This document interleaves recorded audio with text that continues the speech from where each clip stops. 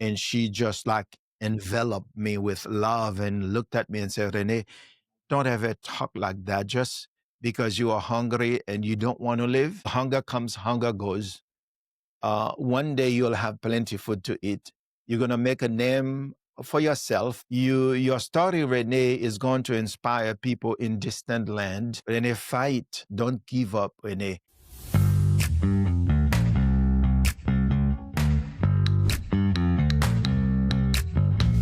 Shift happens, opportunities change, and success is a choice. So when shift happens, it is our choice. Either we let shift happen or we can make shift happen. Hey, welcome everybody to the Talkin' Shift podcast. All right, I'm really, really excited. In fact, I have goosebumps right now with our guest that's joining us today. And as you're listening right now, I just want to ask all of you something. Take a moment, take a breath. Don't listen to this podcast while you're in the gym. Don't listen to this podcast while you're on the move and you have distractions. This is a story and a man you want to meet, but I want you to be grounded. I want you to be still. I want you to be really paying attention and listening, because this is not a story you want to miss. And so it is with an open heart and gratitude. And I'm so excited to introduce our guest here, Rene Godefroy. And we just recently met. We were both speaking at a conference a couple weeks ago in Dallas, Sales Mastery. And I tell you, Rene, you were the highlight for me, not only as a speaker sharing a stage when I came up, not only for the chance that we got to meet and, talk backstage, talk, obviously just as we did, but also just being an audience member, to actually sit in the audience and hear your story and the power of that. And so I'm honored for you to be here today. Welcome, Rene. Excited to have you here, buddy. Well, thank you for having me, Craig. And it's also an honor for me to be on your podcast. And I'm looking forward to sharing some tips or more like inspiration with your listeners or viewers, wherever they are watching or listening. And I'm excited, just as you are excited. So, because when we met, the vibration, the frequency, we were on the same wavelength, so to speak, or in alignment. That's why I'm here today having this conversation with you and your listeners. Yeah, no, I felt exactly the same. And we met right at the front desk. We were both checking in at the same time. And I believe that was for a reason, and Yeah. we had a nice conversation meeting, in the moment. So, okay, so let's get going here. So, and I just really want to open up, like, Rene, you talked about you were left behind at 9 months old in a small village in Haiti. Yeah. Basically, my mom left me in the village when I was 9 months old. She wanted to go to Port-au-Prince, the city, to find a better way to provide for me. But after she left, when I became aware of my surrounding, I was asking people about my mother. And they told me she went to the city to find a better way to provide for me. I did not want to accept that. I was angry. I was mad because I was a loner in the village. The lady who actually kept me because of the benefits. She was hoping my mom would send a bar of soap or some sugar or something, but she didn't really look after me. I was basically doing everything by myself. Right after my mom left, several deadly diseases pounded me, and I was so sick. Many of the people in the village, Craig, didn't really believe that I was going to survive to be a man, to be here having this conversation today. They gave up on me. They used to call me names to belittle me. They would call me, there's a Creole word, Cocobe. That means crippled. So they would call me Cocobe very often. And there was one person, however, who actually cared. That was a great grandmother by the name of Grand Stefan. She was in her late 90s. She was in bed. She was sick. But I remember every day I would go to her. They would give her a piece of bread every morning. We live in a little hut, right? And I slept on the floor, and she had a little bed on the side, wooden bed, and she would break the piece of bread and save half under her pillow for me. And I'd go to her, I'd say, "Good morning, Grandma," and she would reach under the pillow and give me the piece of bread. When the people would tease me, I would be so mad, right? I'd run to her crying. She would always hold my hand or tap me on my shoulder and say, "Don't worry, your mom is coming for you, or your mom is coming for you." But I was like, when? You see? And one morning I went to say, "Good morning, Grandma Stefan." And she didn't answer. She didn't say anything. And I said it 3 times, still nothing. The lady came from behind me and told me, "Grandma passed away last night." And that was the moment I realized. I threw myself on the floor. I was crying. And I realized I didn't want to be in this village anymore because she was the only person who cared. And Uh, so every Wednesday, there was a truck by the name of Voisifan that would come to the village to pick up people and drop off people. It was a very ancient, battered truck, but I always hoped that my mom would be on that truck every Wednesday. I remember running to Mrs. Adrian's place and I would tap on the side of the truck. I was about 6.5 years old, going on to 7. And I'd say, excuse me, is my mama on this truck? They would say, no, she's not on this truck.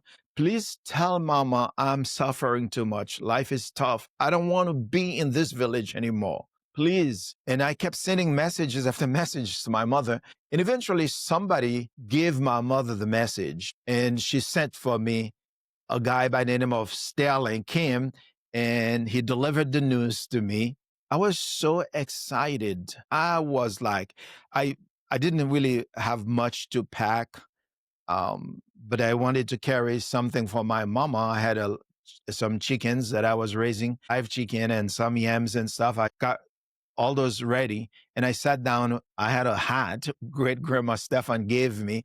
And I sat with my hat, and the truck had to go to another village. So it take a good like hour and a half to 2 hours before the truck would come back. Sometimes if it makes a lot of stops, it would take longer than that. But I was there the whole time, so enthusiastic because I was going to be with my mom. And the truck came and I left the village. A lot of the people in the village, or the kids for that matter, they didn't really play with me because I was so sick and I didn't have a father. So if anybody is listening or watching, father was absent for me.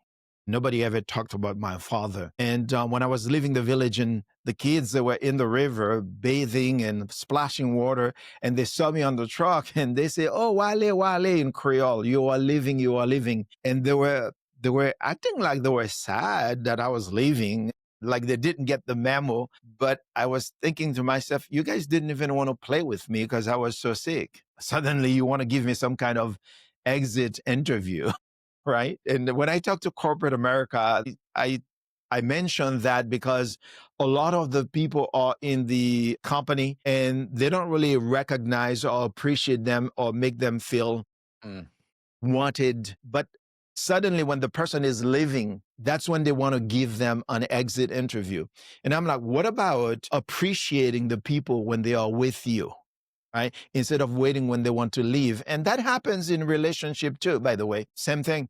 But yeah, I left the village and I said to myself, I'm never going to come back to this village anymore because of the people, adults teasing me, calling me names. I'm going to go to Port-au-Prince and I'll never look back. That- So So that's the journey from the village. Yeah. yeah, I mean, and like call it the first chapter here. So you were 6.5 years old when you left the village. Is that correct? Actually, I was 7 when I left the village. Yes. And to think about this in the first stage of your life like this, I mean, because I mean, I know we're going to talk a lot about resilience and gratitude, as we continue the story, but I think it's really, really important to also understand. I mean, you did not start off on a good, let's say, track for a prosperous, life. You had every reason to stay knocked down, or every reason to be a victim, or every reason to be justified in being sick, whether mentally or physically, had so many things against you. But you said something earlier that I thought was it struck with me. Every single day you showed up to give your grandma a piece of bread. Is there something within that like, was there purpose within that was there what kept you going during this stage of your life? If you have that recall, again, 7 years old. Yeah. So Grandma Stefan was my anchor in the village. She didn't talk much, but when I would be crying and she would just tap me on the shoulder and say, "Your mom is coming, your mom is coming, or your mom is coming." That was my anchor. To have somebody with you, somebody who is there, like when you are going through tough times, and to know that there is a special person, sometime a person who would only hold your hand or tap you on the shoulder and say, it's going to be okay. God is going to perform a miracle in your life or whatever is your faith. Just to have that person there makes a huge difference when it comes to resilience, when it comes to, like the tenacity to keep going on. So that person, she was not only the only person as we go through the story. I'll tell you about another lady or many ladies or many people in my life, right? That actually was that kind. It's almost like when she died and I left the village, it's like she was reincarnated in another person in Port-au-Prince again. But yeah, the thing is to value the relationships, the people who actually care, the people who are there for you, the people who are not going to judge you, the people who are not going to join forces with the other people to go against you. Those people, when we have them in our lives, we have to make sure that we are grateful for one thing. We talk about gratitude for those people, but a lot of people that have been through tough times, they'll always tell you about that one person or two or three people who were there for them. So she was my anchor in the village, Grandma Stefan. I mean, it's a beautiful story, and obviously we're going to continue here.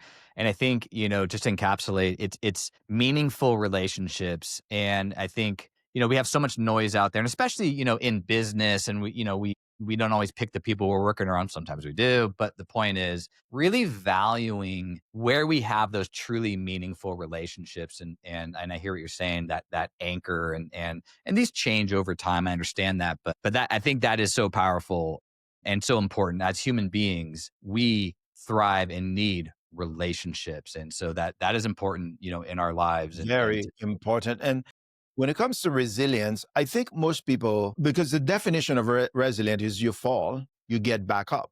That's all it is. Because most people, I think when they came, they didn't get the memo. Life is hard. It's going to be hard. Okay. But saying that life is hard is a statement. It's not really true. But what I mean by that is there are going to be obstacles because you cannot grow. The trees that the furniture makers use to make furniture, they are the strongest because they go find them where they are exposed to hurricane, to strong storms, and they've been battling for so long until they build the resilience, the endurance, and they are so strong. That's why furniture makers love them. It's the same for us. The obstacles, the things that we go through, those things, I guess it was Goddard, the German philosopher, who said, that which does not kill you will make you stronger. So anybody who is listening to this or who is watching this, remember, if you are going through something right now, you are dealing with a tough time, it's a blessing in disguise. It is there to reveal to you who you are. So you must embrace it. Don't run away. There's a minister who said that when God sends you a gift, he wraps it up in a problem. The mm, bigger is the problem, the bigger is the gift. But unfortunately, most people run away from the problem and they miss the gift altogether. So to me, that's what resilience is. Resilience is to embrace this and say, I am going to overcome this. I'm going to beat this one way or another. And to actually speak to the storm, speak to the mountain in front of you, and show that you are much more powerful than this mountain. Like they say, don't tell God how big is the mountain. Tell the mountain how big is God. I You see, love that. that's the difference. I love that. And, so much of that, and I'm going to offer a little, off of what I, would tell, work with clients and whatnot. Like, and I love what you're saying, like, we got to lean in. We're going to lean in. We're not going to lean out. We're going to lean in. Positive or negative is just the meaning we give it. I was battling stage 3 cancer 3 years ago. Now, I'm not saying I enjoyed it. I'm not saying I want to go through it again. However, I actually had a positive experience from it. The meaningful relationships in my life, my wife and my daughter, my family, my friends. What I learned going through the journey of treatment, what I learned about what it does mean to lean in and embrace the suffering, if you will. And of course, now the reward being I got on the other side of it. But that was something that really, really resonated with me. And so when we talk about resilience, when we talk about embracing it, when we talk about leaning in and, positive or negative is just the meaning we give it. I look back and think about this as a positive experience. And so I love and again, resilience that really encapsulates, this conversation. And so I do a lot of diving into quantum mechanics. Mm. And in quantum mechanics, everything exists as a wave of probability. There is no reality. Reality is not fixed. We can bend reality to our own will. It's called the observer effect. When we observe the wave, we collapse it to one reality. It's many possibilities. For example, whoever is watching or listening now, I don't know your house. Okay. Right now, it's a wave of probability for me, possibilities. But if I ever met you and you take me to your house, I will collapse it instantly to make it your house. Mhm. So basically, the reality we are living, the story we are telling ourselves, or the stories, because we have a lot of stories. The Mhm. moment we wake up, that's all we do. We tell ourselves stories that are fictional stories. They are not real. They like when you see a neighborhood that is covered with fogs, right? That is causing a lot of accidents and traffic jam and all that, the entire block, the entire neighborhood. Science say if we take all the fog, we reduce it to water, it's less than a cup of water that is causing all this commotion for an entire city, an entire neighborhood. So it's the same thing for all the stories we are telling ourselves. They are nothing but fogs, right? They never really, they have not happened. And the chances are 99% of the things we are afraid of will never happen. So we just collapse the waves into that one possibility or that one story. And we keep telling ourselves our story over and over again until it goes to our subconscious mind. It is embedded there forever. And then we actually believe that it's real. Just like you were saying, reality is not reality. You make it what it is. Like problems, there's no such thing as a problem. It becomes a problem when you collapse the wave into a problem. You can collapse the wave into an opportunity, like your bout with cancer. Yeah. So you can collapse that wave and say, yeah, this is my opportunity to become somebody, to grow, to expand, to learn about suffering. Whatever you choose to make it, that's what it will be. And so you can recollapse that wave. Basically, you bend reality because reality is what they say, bendable, but there's another word I can't, Yeah. malleable. Malleable. Malleable. There you go. Some of the words I can't really pronounce, but I tell you what, I'm just happy that I was able to do that for you. the few words I know, I know how to put them together, about 10 words, but I wrote a book and I Yeah. give a speech. And guess what, Greg? They give me a check. That's great when that happens, right? I love that. That's good energy. That's how we're malleable, malleable to what we're putting out Thank there, what you we're trying very to get. much. Yes. Well, and I mean, gosh, we could go down this rabbit hole forever because I think this is a really fascinating, conversation. Because I also believe, I mean, this is energy. Our brains tell us stories. Are these stories right? Are they correct? Brains, and our brains can default negative.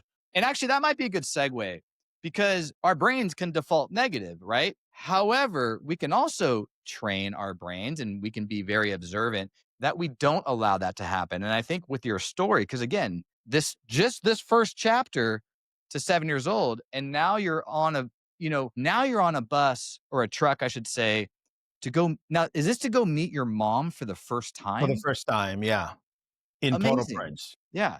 So now you go from what probably would have kept lots of people down, I'm just going to say, but now we have made a move and now we're moving on to the next chapter. So if you wouldn't mind, continue your story I can only imagine meeting your mom for the first time. Sure. The first time when I arrived in Port-au-Prince, it was a shock Mhm. because one car coming through the village. I remember the first time I saw actually lights was the time I saw the headlights of that truck.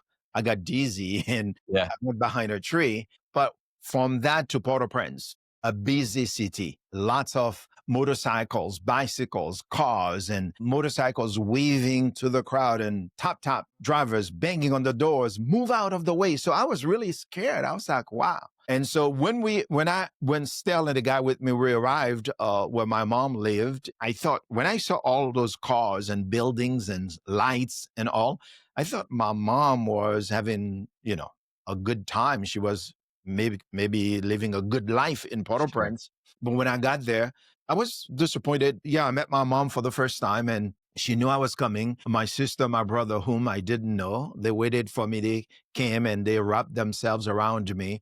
And my mom, she was in the back outside preparing something. When she heard my voice, she dropped everything and she came and she stretched her arms. I was hesitant for a moment because it was the first time I saw the woman who gave birth to me, the woman whom for 7 years I longed for. And when she stretched her arms, I just run and jump into her arms, and she hugged me. And I was crying and she was crying. I said to her, Mama, why did you let me suffer so much in the village? Why didn't you bring me? And all she could say, I'm sorry, I'm sorry. I couldn't afford it. I'm sorry. She kept asking. And it took some time for me to warm up to my mother because she was like a stranger to me. I was only 9 months old and I couldn't bear to like forgive her for all of that. I was still disoriented. But, after a couple of months or so, we bonded, and since then we are still bonded to this day. But when I was talking, Craig, about collapsing the wave of probability in quantum physics to create a story that we tell ourselves, I met a lady in Port-au-Prince by the name of Tatida who did that for me. She collapsed the wave for me. And I didn't know anything about quantum physics or anything that I know today. Right? Looking back, I can see that's what she did for me. Because one day I was so hungry, there was nothing, my mom didn't have anything to cook. And I was starving, and I went to her. She was a neighbor, and she was just as poor as all of us, the rest of us, but she could see the future. She prophesied the future for me.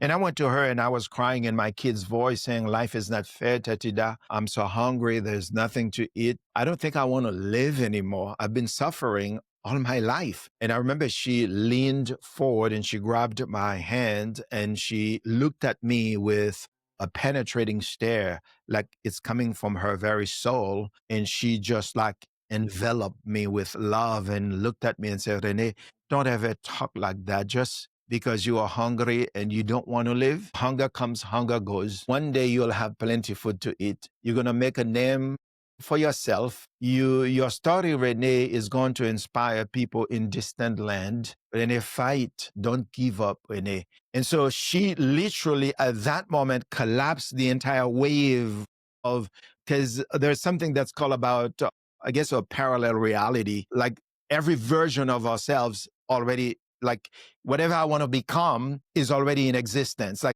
the motivational speaker today on the stage was that motivational. I was that when I was a poor kid in the village in Haiti. I just didn't collapse the wave. I didn't enter into that frequency and that vibration enough to step into that version of myself. And so when Tatida did that, something happened for me. And I began to think about my story is going to inspire people. Hunger come, hunger goes. I'm going to make a name for myself. And I kept telling myself a different story. It's the same situation. My mom was living in it's like a dungeon, always so dark, like a prison cell, with like four of us inside that little room infested with rats and roaches. There were mornings when sleeping on the floor, the rats would nibble the bottom of my feet. Life was really, really tough. That was the reality for me. And that was the story that I was rehearsing over and over. And I talk about to stop rehearsing the past, right? Mhm. I was rehearsing that over and over again until Tatida collapsed that wave for me and I saw a new reality. And now I have a new story that I was telling myself that led me to a place called Champ de Mars, which was like Champs-Élysées in Haiti. It was like the Central Park in Haiti, but that was ours when the American tourists would come and they would have parades and movie theaters and all kinds of things at Champ de Mars. But because all the American tourists that were there. I remember I was this kid walking behind the American tourists, begging for whatever they could afford. One American couple, that lady gave me a dime and she touched me so compassionately. As a result of that, a dream was born in my heart. I saw the possibility of living Tatida's prophecy. I said to myself, one day I want to go to the United States of America. I want to live the dream, Tatida, her prophecy. But I also want to go to eat lots of rice and chickens because rice and chickens were luxury for us. But today, Greg, I'm kind of sick and tired of rice and chickens. Life is good. You know what I'm saying? Yeah. Even some lobster or caviar. What was it? There's America coming on you right there. Yeah. I said, give me caviar. I don't know what that is, but it sounds so sexy, caviar. And so, and that was another collapse for me, another story for me. I want to go to the United States. So I became fascinated with everything America. I started collecting little American flags. Wherever I would see one, I would collect it. And I would go to bed with them under my pillow and I would have dreams that I'm in the United States. And I'd wake up and see, oh man, I didn't want to wake up because I wanted to be there. Now, you already know that, Greg. And people, by the way, I never teach anything to anybody. I'm only there to remind people of what they already know. I have not said anything that nobody doesn't know, like anybody doesn't know. I'm only reminding, which is the word re and then mind, right? I'm reminding people of what they already know. And in the process, reminding myself, but I'm saying that by the very fact that I was so consumed by that dream and vision to come to the United States, I was collecting those little flags. I tell people to surround yourself with images and pictures and things that will remind you and help you to visualize and say that, I was talking to somebody with a big dream. I said, well, are you living the dream? No. I said, here's what you do. Find the most expensive hotels in your area, like 5-star hotels, and drive your car there. Go to the bar. If you don't drink, get a bottle of water, get some tea, and sit there with a friend and start having fun, start talking, and feel like you belong there. Right? And then talk to the people, not as if, you're like a broke person, because you are there. Remember, wherever you are, you belong there. I'm going to say that again for people with what they call imposter syndrome. If you happen to be it's impossible to be in a room if you didn't belong to that room. So go to that place and talk to the people, the guests. They don't know if you are a guest, whatever, and just talk to them. Do that once a month. You might spend $30? I don't know, right? For just a drink, whatever. But do that once a month just to sort of do like I was doing the little American flags or whatever looks like it was from the United States. And when I would see the airplanes taking off in Port-au-Prince, I would look at them and I would just look and look and look and look until they would turn into like little birds and disappear. And I said, one day I'm going to be on one of those airplanes. I'm going to go to America. So I think most people know that without a vision, what, Greg? People perish, right? But it's not the reason that most people don't have a vision is because they don't have a dream. A dream, you have to dream something in order to have a vision. The dream is what gives birth to the vision. So I tell people, have a dream. Like the United States was the promised land for me. That was the big dream for me. And so I start having vision. I start to visualize it. Now I have a vision. Right? It's from the dream gives birth to the vision gives birth to the mission. The mission dictates what you do every single day. And the mission gives birth to the goals that you set for yourself. And the goals will determine your actions daily. And from your action, you have your results. So that's the way it is. It's like a dream, a vision, and then mission, and then goals, and then action, and then you have results. So anybody who is listening or who is watching, what is your dream? What is your dream? Determine what is the dream. where do you see yourself? Like in meditation, and we can talk about meditation a little bit later. We are talking about a lot of things here, but in meditation, like somebody asked me at the last convention, at the last conference, Sales Mastery, somebody asked me, were you nervous getting on that stage? I'm like, no, I was not nervous. And they said, why? Because I was in the room, in my hotel room, creating everything you see there. So it was just a return visit for me. Mhm. And I've done it so many days prior to the speaking engagement. Whenever I'm speaking, I go to the room, I see the room, visualize it, then I go and close my eyes and visualize what it's going to be. So why should I be nervous? I've been in that room so many times. It's just a return visit for me. So if anybody watching or listening, if you don't take anything from this, remember, you can't have it until you have it. Mm. You gotta have it first before you can physically have it. Because, Greg, we know everything we see there, including this video camera or everything, came from the invisible first. Mhm. It was a thought in somebody's mind. They want to create this microphone, right?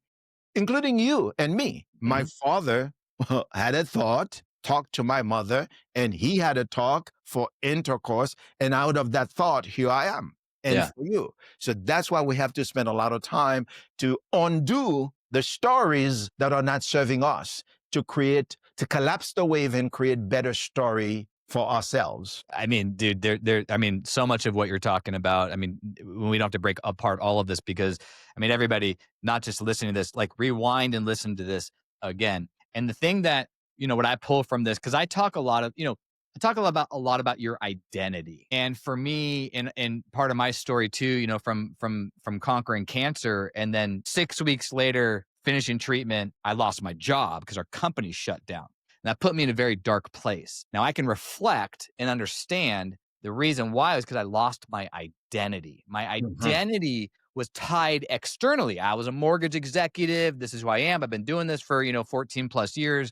Here's what I've created. Here's what I built. And like that, poof, it was gone. And when I reinvented myself, I'm now a coach, a consultant, a speaker, podcaster now. All of this, like you're talking about, this is big dreams. This is always stuff I wanted to do. I thought it'd be later in life, not now, but now is the time and the opportunity.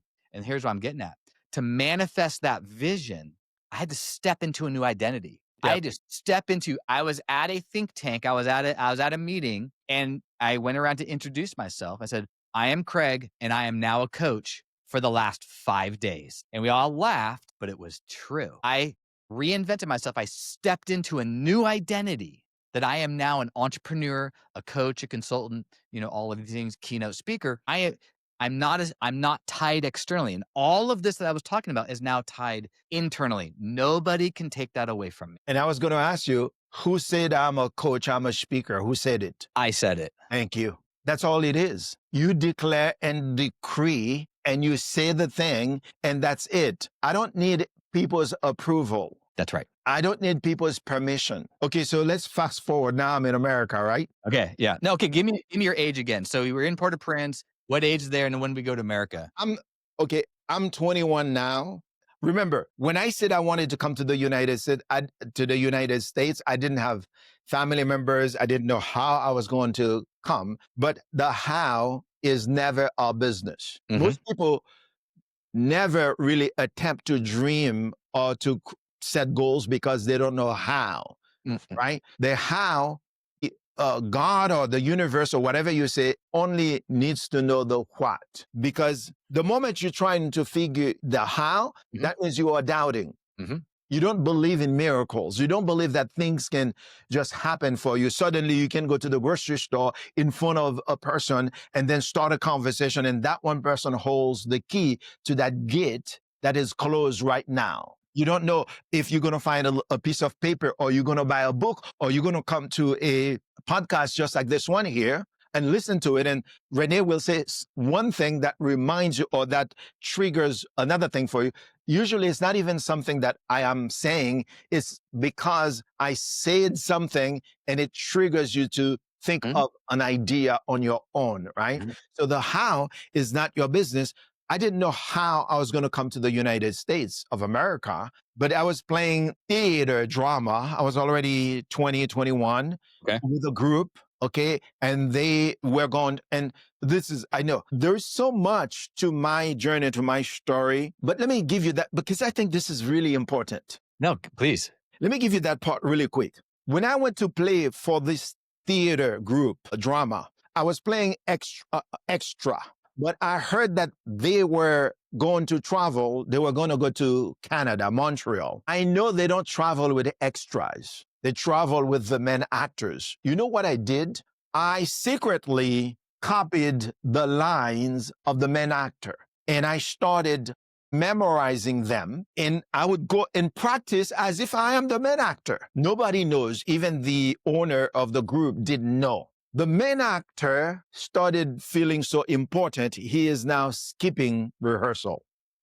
He's not coming. The first day he did that, the second day, the third day, Mr. Rodriguez, the man who owned the group, said, Rene, I know this is not your role, but can you stand with the lady and so she can find somebody to react, at least to rehearse her part? But what he didn't know, I already knew the entire script. I already memorized it. It is said that you prepare yourself when the opportunity comes. And so I'm standing there. The lady gave me the line, and I'm bam with that line. The man, so I'm thinking to myself, I want to travel. Okay. She gave me the second line, the third line, and I'm bam, bam, bam, bam. The guy, Mr. Rodriguez, goes like this. He couldn't believe that I knew all the lines. And then I'm thinking to myself, you know, I'm traveling. I'm going to Canada too, because they're not going to leave me behind. Next week, they got rid of the guy.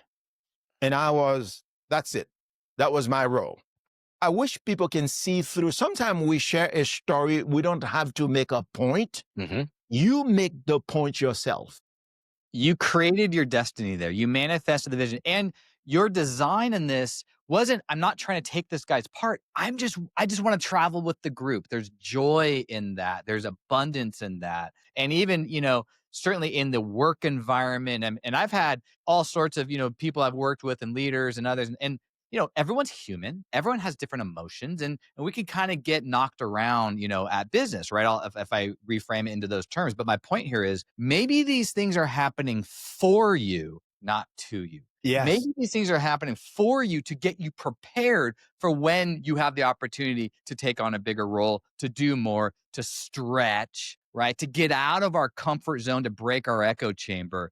So again, as we we're talking about, right, how we interpret information, like our mindset is not about unicorns and rainbows and fuzzy bunnies. Mindset is just how we interpret information. Correct. And do you see something, Greg? Do you see something there? I tell people all the time, sometime God or whatever will inconvenience somebody to convenience you. I love that. Do you see what I mean? That Yeah. guy there, right? It's my faith that is bigger than his faith, that because of my faith, I knew I was going to come to the United States of America. So then this guy started acting up. That's his thing. He didn't have nothing to do with me because I was so ready. I was speaking it into existence. I was visualizing it. I was in alignment with that frequency and that vibration. Now remember, everything, Craig, like has a vibration. This has a vibration. This has a vibration.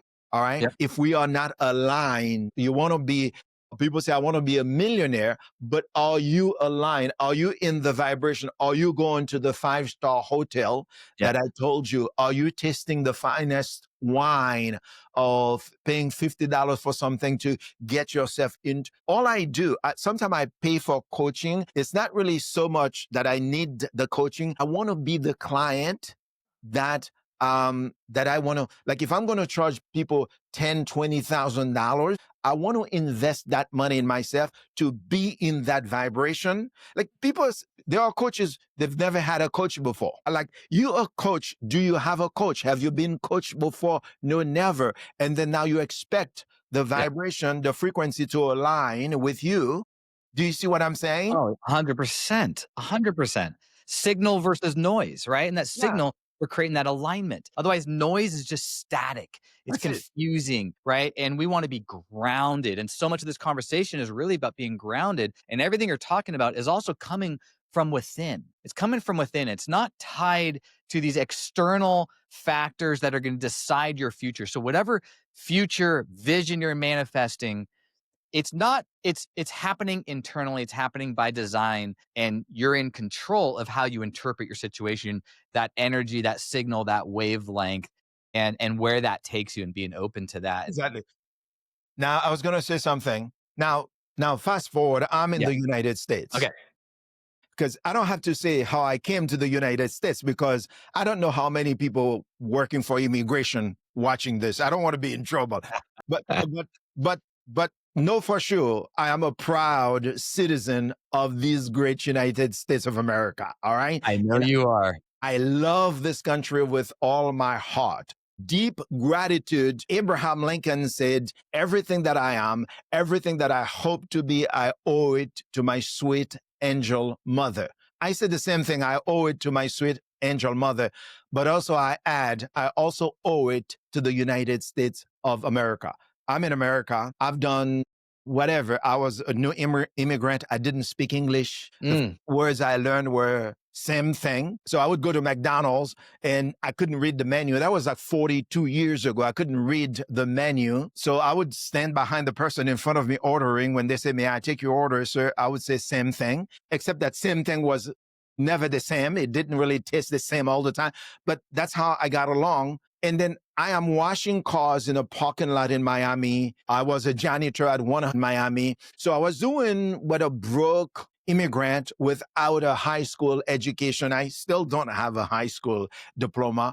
And in Miami, eventually I left Miami, came to Atlanta, Georgia. I'm a doorman. Well, first I was working at a Kmart warehouse, loading boxes, very dusty. Then I got a job. I got a CNA, certified nursing assistant license. So I got a job to take care of this wealthy, very rich man, a Jewish man, Mr. Honovitz. And I took, I always talk about whenever you are delivering your service or your product, you are auditioning. Mm. Well, I go to a wedding, I see a caterer, a wedding planner, and this person doesn't realize you've got 300 people, 200 people in this wedding. This is your moment. This is your opportunity. You are literally auditioning for the next job, just like you and I, what we do on stages when we are speaking, right? Even though we get paid to be on the stage, but we are literally auditioning. All my life, I had that in my mind, whether I was washing cars in the parking lot in Miami, I would do like a spectacular job on the car, like a showroom type cleanup for the car, because I know the referrals are going to come from that. Same thing for Mr. Arnovitz when I was taking care of him as a certified nursing assistant. I mean, this guy became the best friend. Like even his wife couldn't speak to him. Everybody has had to come through me to speak to Mr. Arnovitz, a powerful man, very wealthy man. But I bonded with him because of what I used to do for him. I was like 20 something in my 20s. Like I don't know any 20-year-old who would actually do some of the things that I did for this man to keep him comfortable. He eventually died in my hands. And later the family, they were fighting to give me a job, a position. They offered me all kinds of position. One of them eventually got me a job to become a doorman at a hotel in Atlanta, the Waverly Renaissance. And Craig, that's there at the hotel that I was finding books in the back seat of the cars. And one of the books that I was finding, I was reading. Well, I was actually studying books back then. I was not reading books. One of them said, you can speak for a living. And I said, I had an epiphany. I was like, wait a minute now. You can run your mouth and get paid for it? I've been doing that for free all my life. Right. Me I'm too. saying?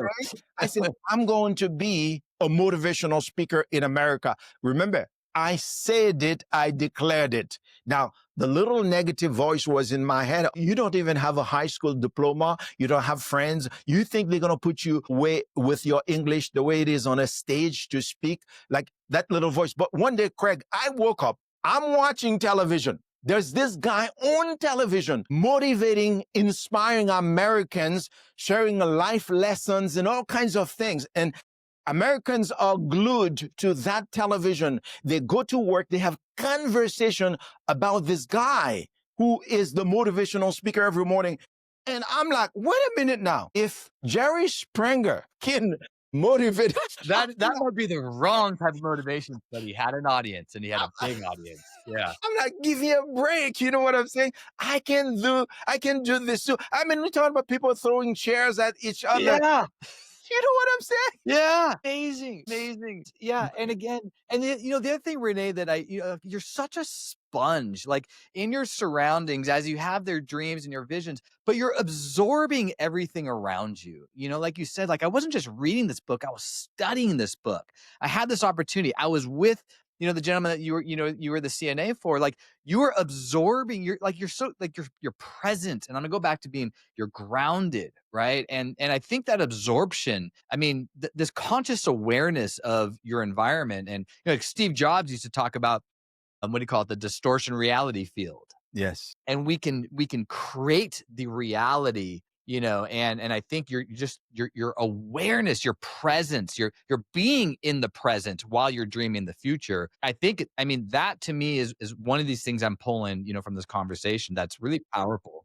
And something else, when it comes to resilience, Craig, we touched on that earlier. Watch out for the negative people around you. There's something I talk about, the bees and the rattlesnakes. I call them the rattlesnakes, right?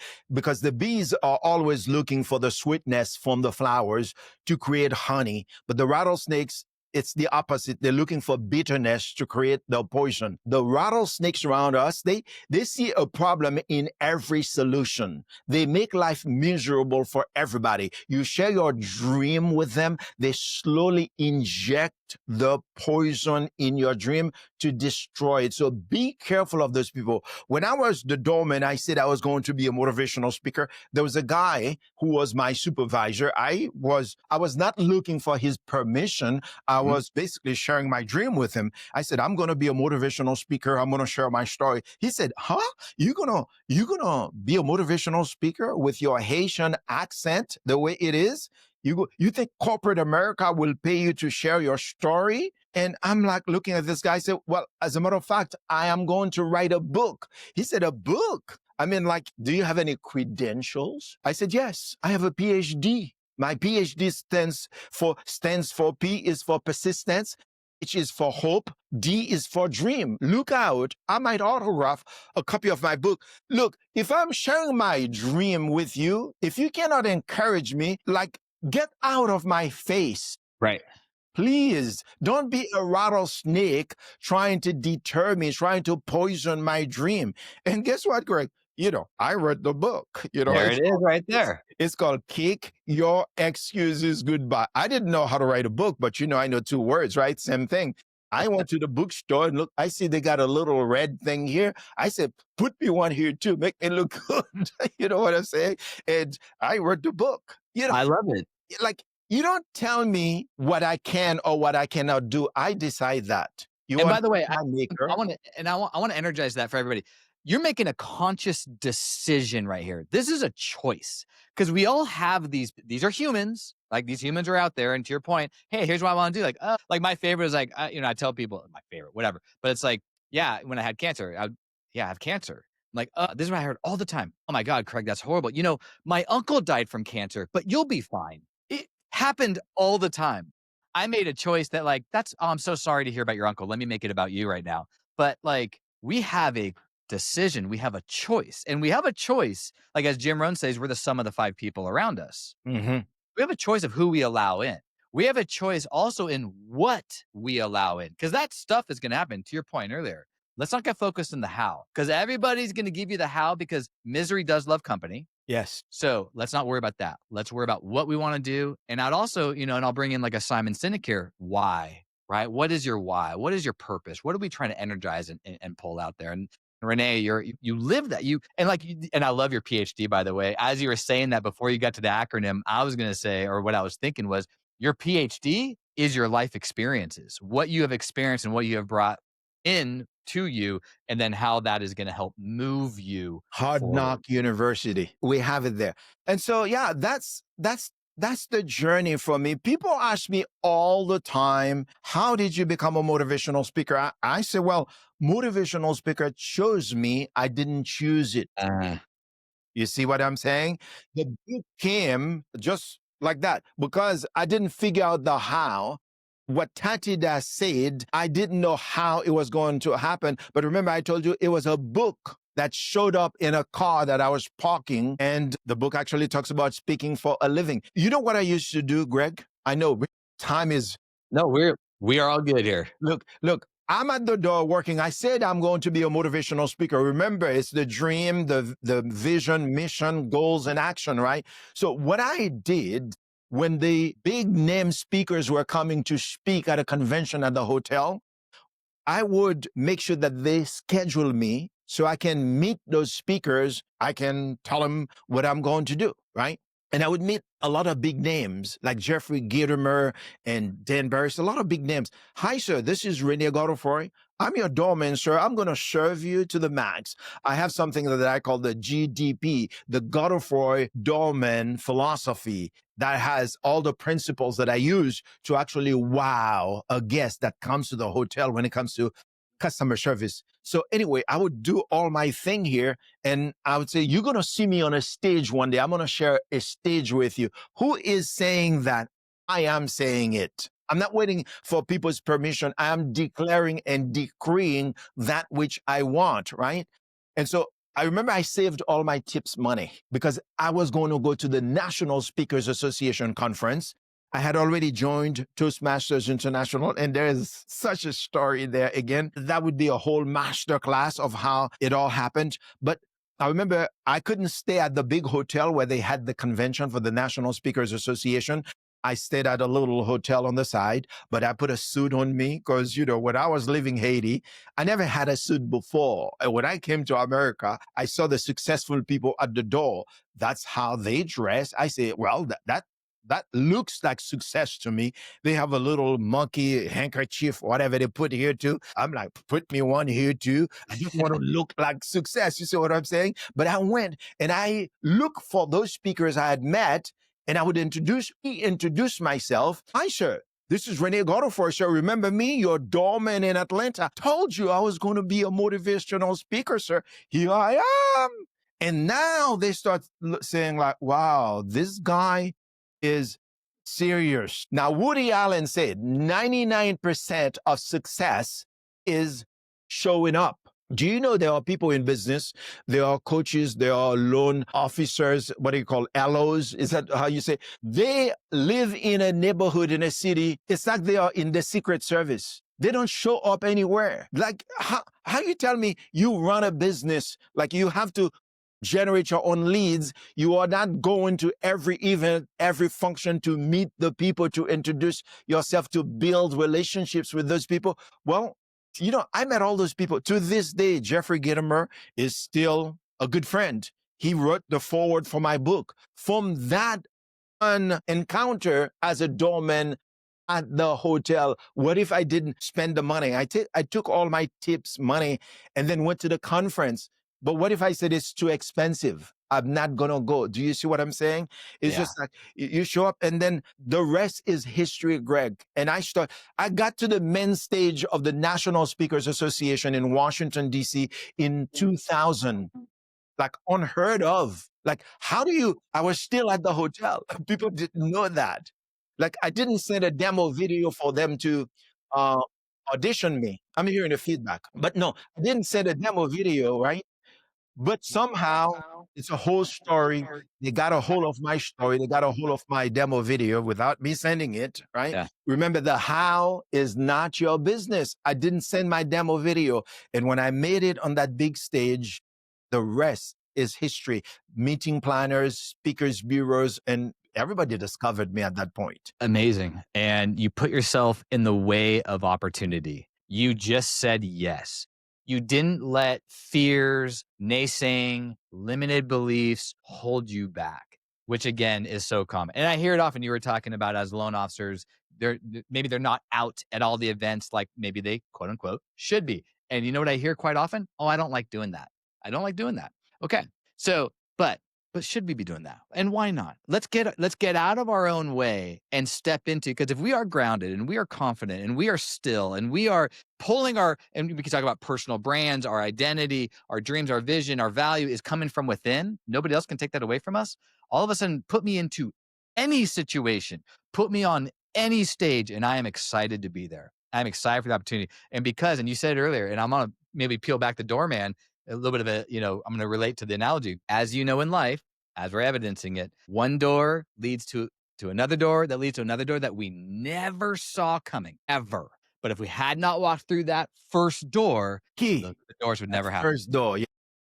So we have to walk through those first doors. We have to take that risk. Maybe we got to spend a little bit of that money. We got to get uncomfortable. And I break down how to get uncomfortable with people because it's not always that easy just to say, go do it. Sometimes we got to get underneath that. I applaud you. I mean, your life and your experiences, your story, and your willingness to share, right? And teach. And I get the energy, like as we're talking about the wavelength, your signal. You love this conversation. You love sharing. I saw that on you on stage and I can feel that right now. Yeah, really quick. Thank you for mentioning this. Your gift is not yours. It is called a gift because you're supposed to give it to other people. Your stories are the greatest assets you can own a business. A lot of entrepreneurs, a lot of people are not sharing their stories, especially what the hero's journey. How did you? Everybody wants to know, how did you get here today, selling this product or this service? How did you start this business?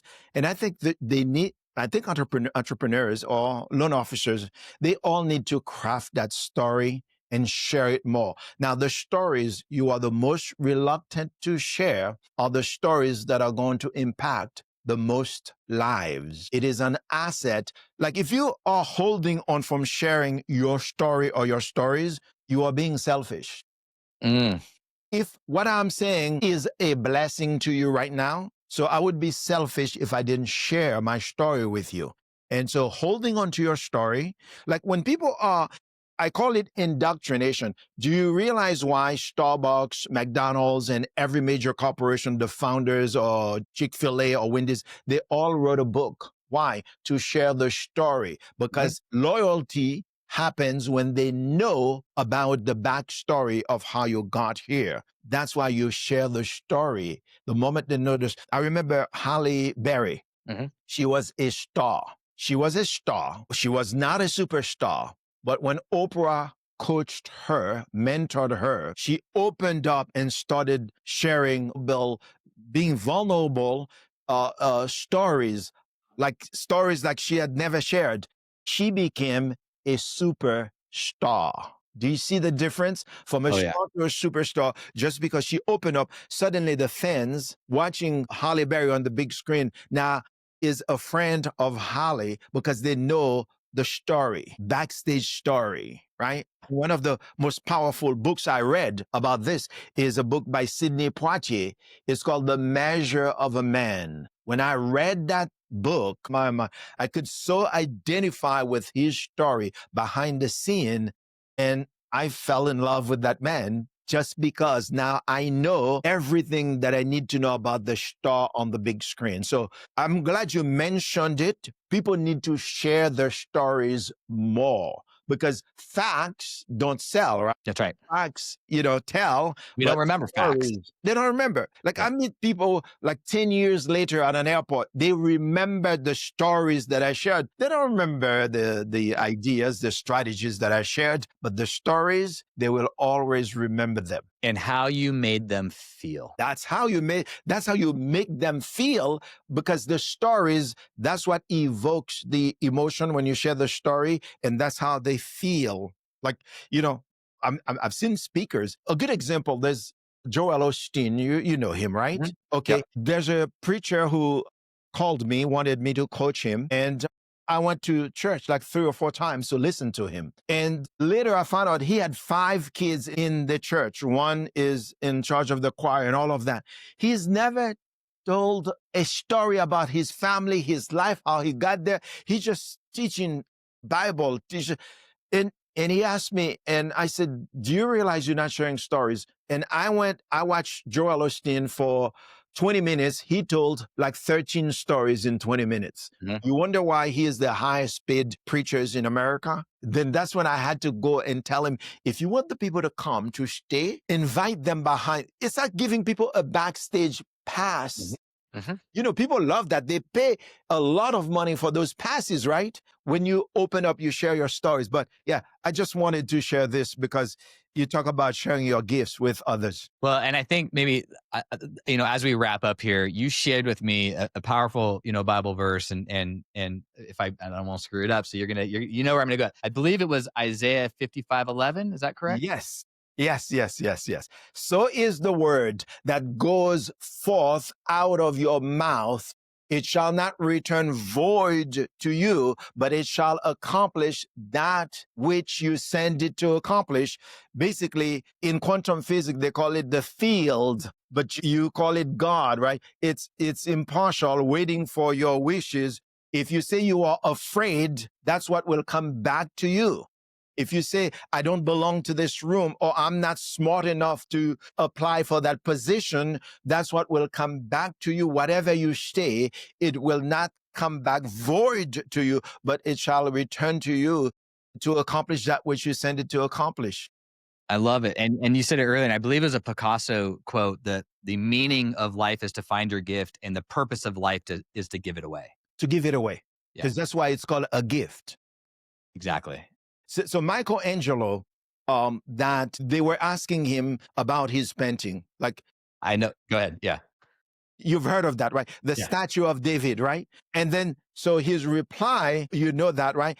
How are you able to carve a statue so, like the details, like all he said is just like, I just look at the boulder, the rock. The statue was inside of it. I just chip away the unwanted parts. I'm so happy you just said that because, by the way, halfway through this conversation, I was thinking of that exact same story. Yeah. And the fact that, again, that we are aligned and that you are now unprovoked saying the exact same thing I was thinking about earlier. And I And think, your story or your stories can be the chisel that chisel the unwanted parts around that person. That's why you need to share your story or your stories, because to you, your life is boring. I'm telling you, to millions around the world, your life, your journey is very exciting. It gives people the permission to share their own stories. You free them, you liberate them because you open up, you dare to be vulnerable, and you share your story or your stories with others. I love it, man. It's so beautiful. Okay, so final question for you. Everyone listening in the audience, I'm listening in the audience as we're having this conversation. What's the one word you want to leave us with? Resilience. Resilience. If there was another word, it would be gratitude. We can do 2 words. Yeah, resilience and gratitude. And basically, resilience is the mountain in front of you right now. You can climb that mountain, but you have to speak to it. You have to declare. You have to know, believe that you have what it takes to climb this mountain in front of you. And you will, guaranteed, I can give it to you in writing. You will climb it if you say you will, if you say you can. And resilience, that's all it's about. You're going to fall. Somebody say, I would rather they find me at the bottom of the mountain, bleeding, trying, than never attempt to climb that mountain. Climb that mountain. Take that risk. Step outside. Give up your comfort zone, just like you did, Greg, that job, that salary, that you were doing so good with the company. And you didn't have certainty. You didn't have any guarantee.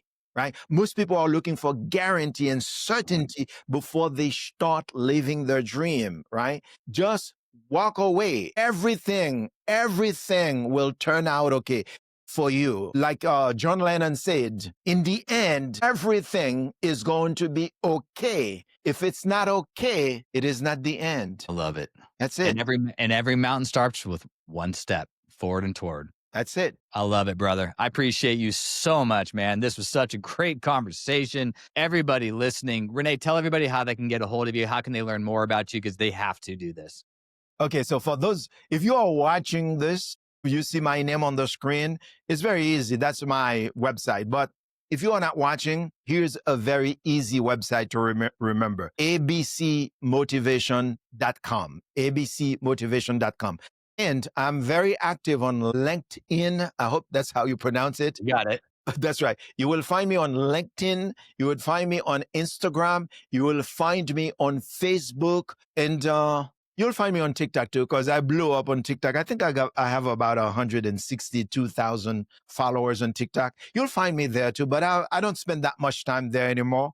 But every social media platform, wherever you are, just find me there. And my name is, of course, Rene Godefroy. I love it. Everybody, please dig in, follow Rene, get to know Rene, read Rene's book, go to his website, abcmotivation.com. Man, to be continued. I hope we get to continue this conversation, whether it be on the screen, off the screen, on the stage, off the stage. I just want to remain in your atmosphere, and I appreciate you, man. I appreciate you being here, and I appreciate you talking some shift with us. Thank you. It's an honor to talk shift You with got you. it. Well done. Well done. All All right. right, everybody. Thank you. And until the next time, be good. Hey, thanks for joining me today on Talking Shift. I hope you enjoyed it. And I'm looking forward to seeing you on our next episode.